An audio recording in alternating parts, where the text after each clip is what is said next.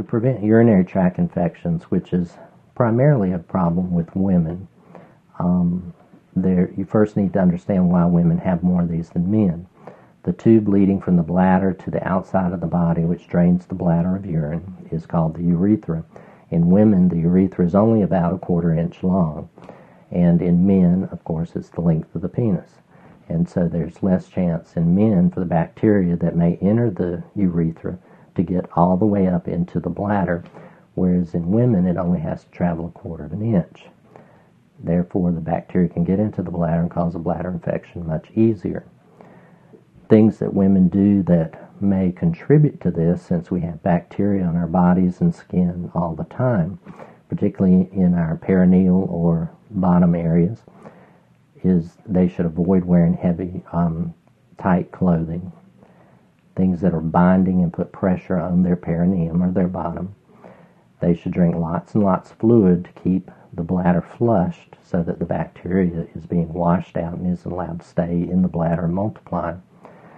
And when they travel, they should not go long distances without stopping and getting up to walk around, so that they're not sitting, causing clothing to bind and bunch up in their crotch, which then can also contribute to pushing bacteria up into the bladder. And cranberry juice and pills can sometimes help because they acidify the urine, and by acidifying the urine, it's assumed that the bacteria can't grow in the acid environment.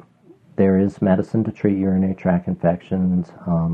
The most common one people may be familiar with is Septra, Cipro, Macrobid, which is nitrofurantoin, and other antibiotics.